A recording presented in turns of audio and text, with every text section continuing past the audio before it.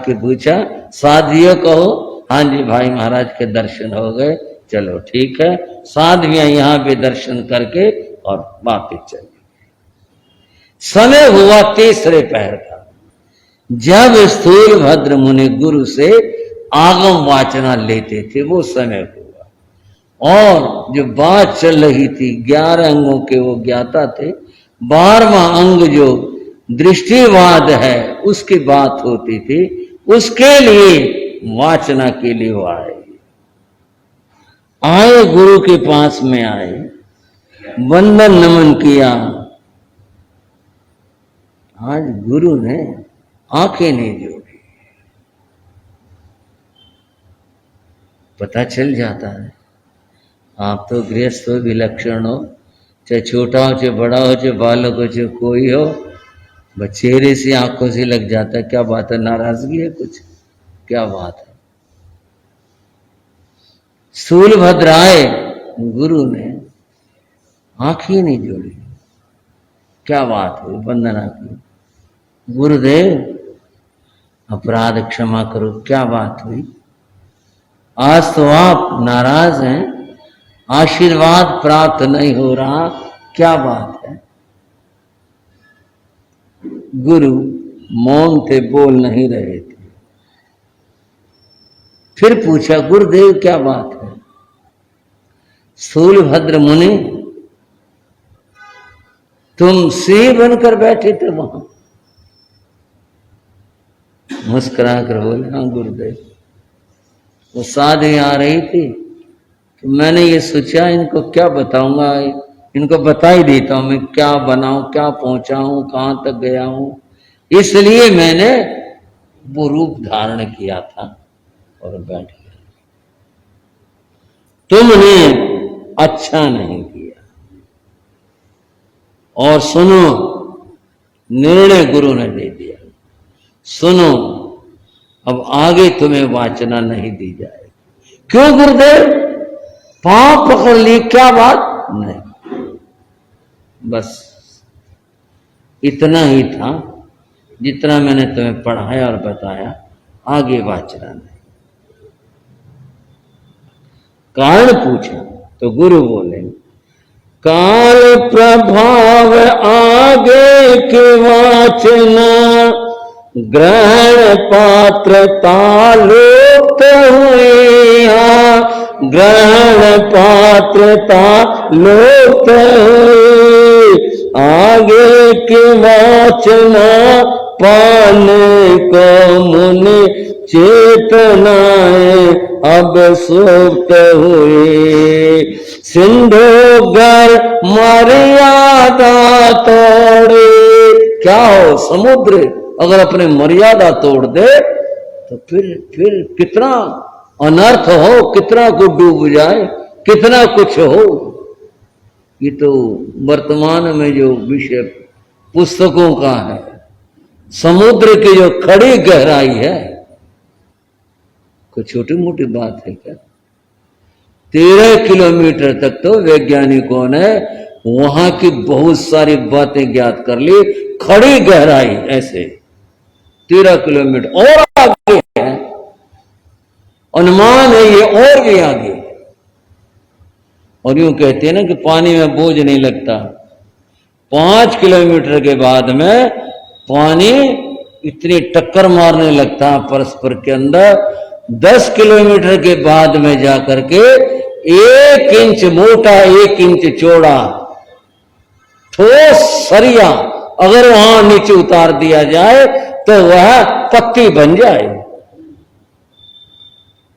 वह इतना मोटा मजबूत सरिया, इतना वहां पानी का दबाव है नीचे नीचे जाकर के कि वह पत्ती का आकार ले ले। अगर एक कल्पना करो, ये पानी उबल करके बाहर आ जाए, कोई चीज बचेगी धरती की? अगर उबल करके बाहर आ जाए ये पानी, 13 किलोमीटर खड़ा पानी, और ये बाहर आ जाए, ये पहाड़ और ये समुद्र, ये नगर और ये सब, कोई चीज रहेगी? इसीलिए कहते सिंधु समुद्र मर्यादा में रहता है। अगर ये मर्यादा तोड़ दे तो विनाश हो जाए धरा का। मुनि गुरु यही बता रहे हैं। सिंधु गर मर्यादा तोड़े, नदियां भी तट क्यों ना तोड़े, हाँ नदियां भी तट क्यों ना तोड़े, कौतूहल गर दिखलाओगे, जिन धर्म निभा नहीं पाओगे, गुरु ताड़ना सुन गुरु चरण में, गुरु ताड़ना सुन गुरु चरण में, वो पश्चाताप कराते हैं, जिन शासन गौरव गाते हैं, जिन शासन गौरव गाते हैं, जिन शासन गौरव गाते हैं, जिन शासन। सूर्यभद्र, तुमने कहा मैं सिंह बनकर बैठ गया, कितनी बड़ी बात है ये। समुद्र अगर मर्यादा छोड़ दे, नदियां अगर अपने तटों को तोड़ दे, कितना कितना कठिन काम हो जाए दुनिया के लिए। भारत और पाकिस्तान के बीच में एक नहर है, इच्छोगिल नहर।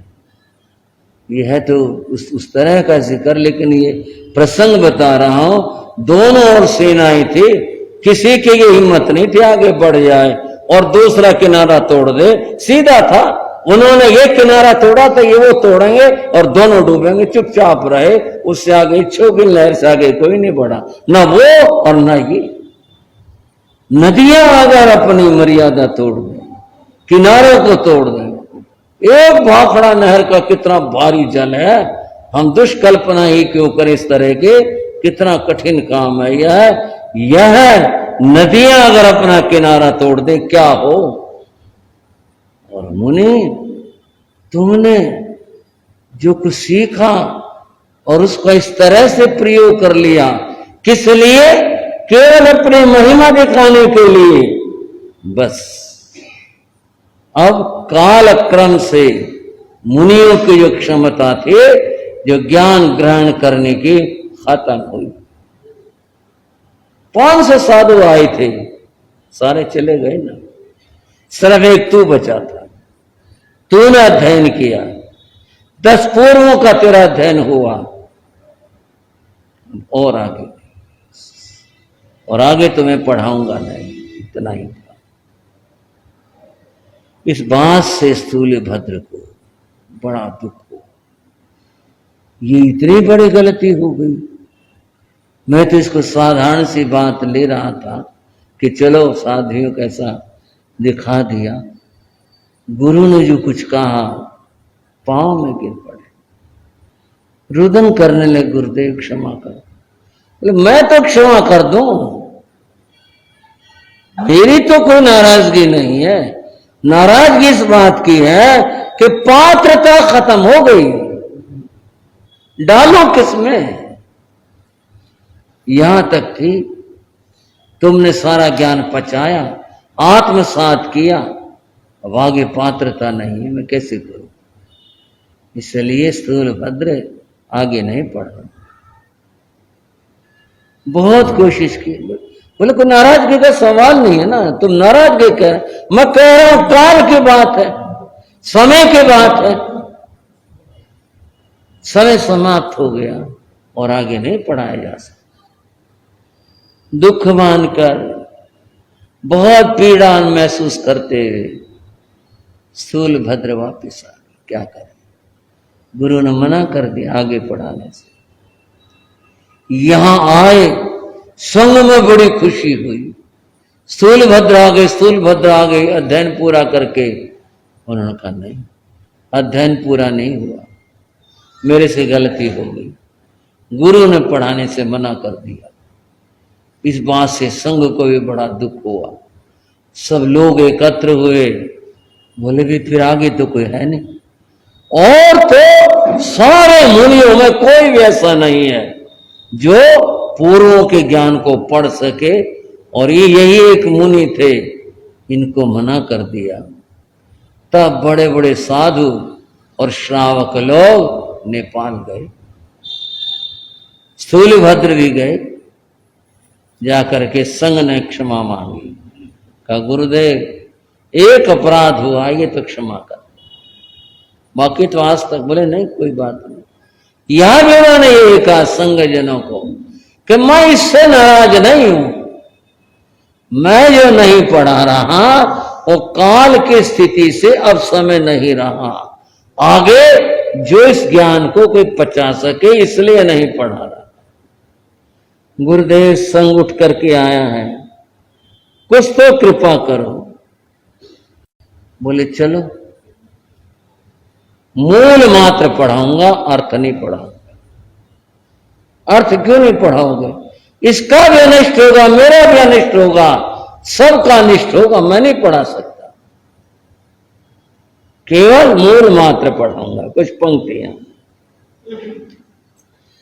स्थूल भाद्र मुनि अपनी भूल पर बार बार पछताते हैं, बार बार पछताते हैं। श्री भाद्र बाहु के चरणों में गिरे अनुनय विनय कराते हैं। भाद्रबाहु स्वामी बोले बस ध्यान से बात सुनो, बस ध्यान से बात सुनो। वीर धीर गंभीर श्रवण हो, अपनी मंगल राचनो। तुमसे भी घर भूल हुई तो, तुमसे भी घर भूल हुई तो अगले समय में क्या होगा, अगले समय में क्या होगा। पूर्वों का ज्ञान पचाने में संशय आगे क्या होगा। ये पचाया नहीं जा सकता, इसलिए मेरी मजबूरी है, मैं कुछ कह नहीं सकता आगे के लिए। स्थूल भाद्र मुनि रह कर यही गुहार लगाते हैं, जिन शासन गौरव गाते हैं हम, जिन शासन गौरव गाते। संघ ने, मुनि स्थूल भद्र ने गुरु किस बात को स्वीकार कर लिया, ठीक है आप मूल मात्र पढ़ा दें, तो फिर जैसा भी जहां तक आप ठीक समझे, अर्थ नहीं पढ़ाएंगे, अर्थ नहीं पढ़ाया, मूल मात्र उन्होंने अध्ययन करवाया। आप श्रावक श्राविकाएं थोड़ा सा सोच सकते हैं, जिसको मूल आ गया अर्थ लगाना क्या मुश्किल है। कोई भाषा की तो समस्या थी नहीं वहां, कोई आदमी संस्कृत ना जानता तब तो कहीं भी, वो तो सारी भाषाएं जानते हैं, कौन सी मुश्किल बात थी। मूल आ जाए अर्थ तो अपने आप लगा लेंगे, ये इतना काम आसान नहीं है अर्थ लगाने का। अर्थ तो गुरु के निर्देशन में ही लगाया जा सकता है। ग्रंथों की भाषाएं और प्रस्तुतियां इतनी कठिन होती हैं और कठिन हैं, आज भी बिना गुरु के नहीं लग सकते। और बंधुओं, श्रावक और श्राविका, तीसरा भी कुछ है ना, क्या है? दो तो मैंने बता दिए, सुना दिए, क्या बात है? कुछ धर्माचार्य शब्द है। धर्माचार्य में आचार्य भी, उपाध्याय भी, गुरु भी सभी आ जाते हैं यहाँ पर। तीसरा धम्मार्य, धर्माचार्य शब्द। जो धर्माचार्य हैं वह धर्म के दाता होते, माता पिता जन्म के दाता है। जो भरता व्यक्ति है वह आजीविका प्रदाता है। और ये धर्माचारी यानी गुरु ये धर्म के दाता होते हैं। और फिर वो तो बताया नहीं किससे मिलते हैं ये गुरु। यहां भी व्यवहार की बात कहूंगा, खोज से मिलते हैं। और कर्म, देखो कर्म के सारी बात सुलझनी तो बड़ी मुश्किल है। बिना कर्म के तो एक कदम भी नहीं मामला चल सकता। लेकिन कहीं हमें कर्म पर बल देना होता है, कहीं व्यवहार पर बल देना होता है, कहीं पुरुषार्थ पर बल देना होता है। ये तो आप विज्ञ श्रावक को समझते हो। गुरु खोज से मिलते हैं। किससे? बोलो सही। गुरु खोज से मिलते, यूं ही घर बैठे यूं ही नहीं मिल जाते, खोज से मिलते। जिसके मन में प्यास हो, जिसके मन में लगन हो गुरु को खोजने की, भाई गुरु कोई मिले तो रास्ता दिखाएं, गुरु मिले तो कुछ बात बने, जीवन का उद्धार हो तभी कोई बात बने। गुरु मिले तो उद्धार होगा। तो गुरु मिलते हैं खोज से। 3 व्यक्तियों की मैंने 3 बात बताई आप, और तीनों हमारे जीवन में कितने महत्वपूर्ण है। थोड़ी सी गुरु की बात करना चाहेंगे, आप जानते भी हो फिर भी थोड़ी सी दोहरा कर आपके स्मृति में और उसे तरोताजा बना देता हूं कि गुरु जो है वो परंपरा से होते हैं या किसी एक वेश विशेष से होते हैं। गुरु किससे होते हैं? गुरु कौन होता है, कौन बनता है? जैन धर्म में गुरु गुणों से होता है। परंपरा की बात नहीं मानी यहां।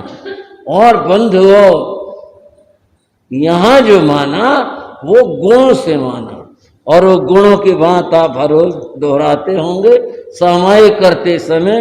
और वो यूं है, पंच इंद्रिय संवरणों, 5 इंद्रियों को नियंत्रण में रखने वाला जो हो, गुरु के गुण की बात कह रही है। 5 इंद्रियों को जो नियंत्रण में रखने वाला हो वह व्यक्ति तह न है बम्बचेर गुत्तीधर, और वह 9 बाण 9 नियमों सहित ब्रह्मचर्य की साधना करने वाला।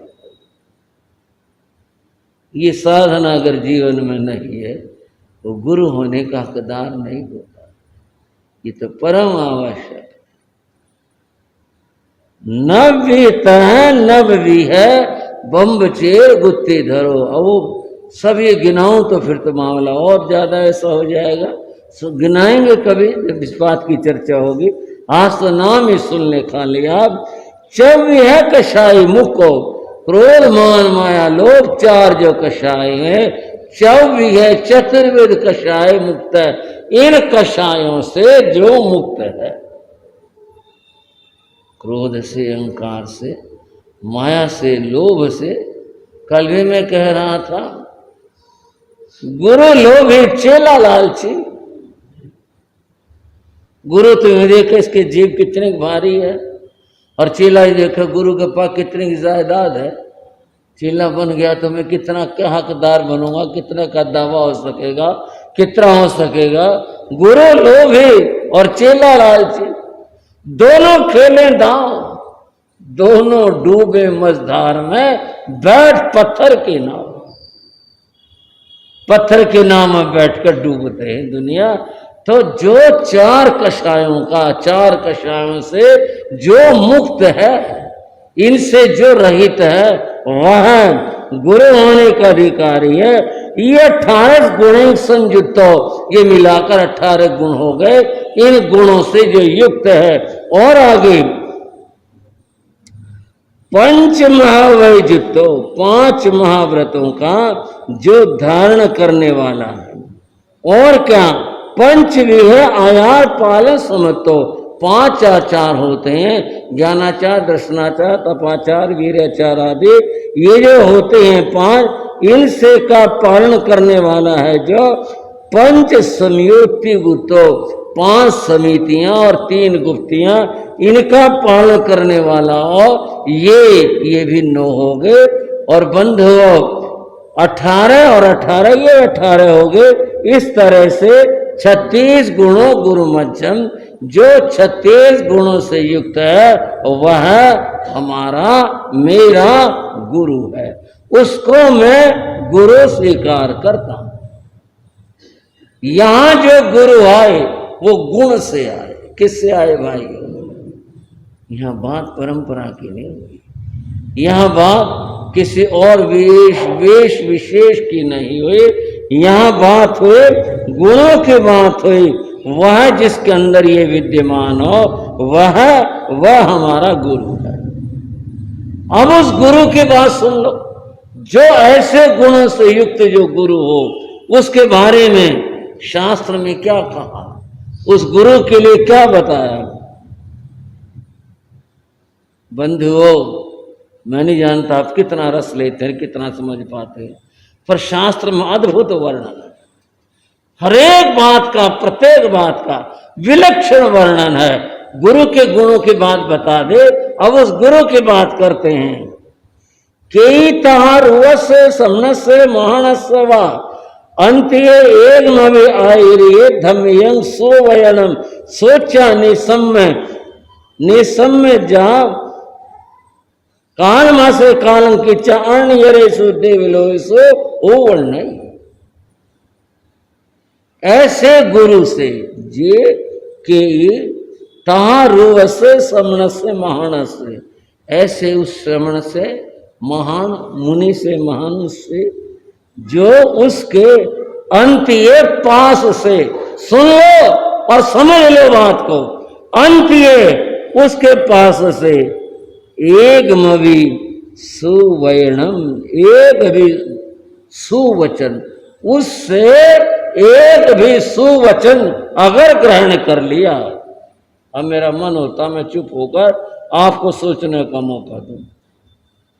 ऐसे गुरु से एक भी सुवचन, ये मैं नहीं कह रहा, ये शास्त्र का पाठ बता रहा हमारे, उससे एक मवि आयर्ये धम्यम सुवर्णम सूचा, उससे एक भी वचन सुवचन धर्म वचन अगर सुन लिया, निसम्य सुनकर ग्रहण कर लिया, तो फिर क्या होता है?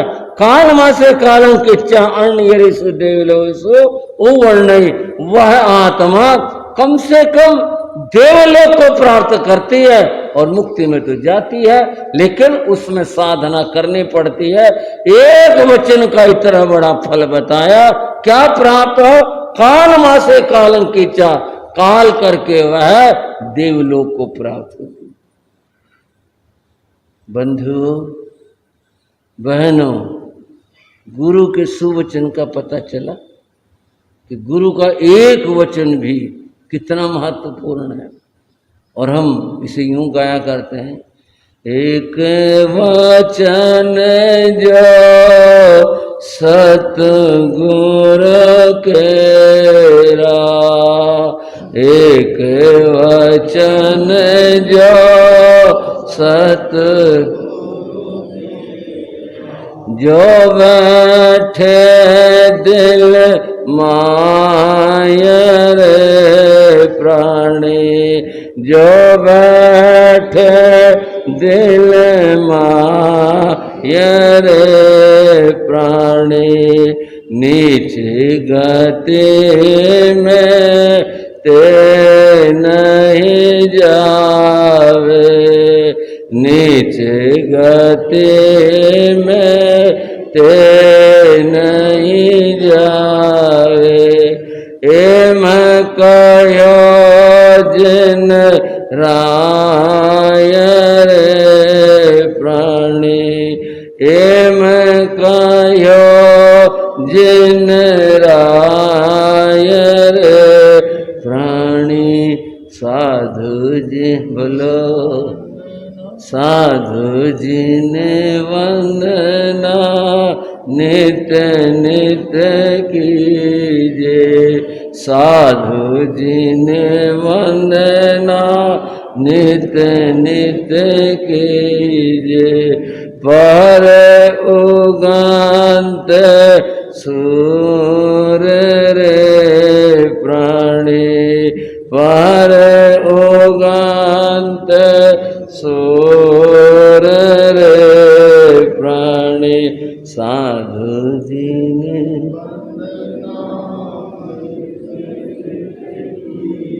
इतनी महिमा है गुरु, जिसका एक सुवचन, एक वचन भी अगर ग्रहण कर लिया, जीवन में उतार लिया, नीच गति में ते नहीं जाए, फिर वह दुर्गतियों में नहीं जाता, दुर्गतियों में वह आत्मा भटकती नहीं है। इतनी महिमा होती है सदगुरु की, सुगुरु की, सुगुरु की कृपा से ही ये सब कुछ हो पाता है। सदगुरु की महिमा अनंत, थोड़ी नहीं, सदगुरु की महिमा अनंत, अनंत किया उपकार, अनंत उपकार है गुरु का। लोचन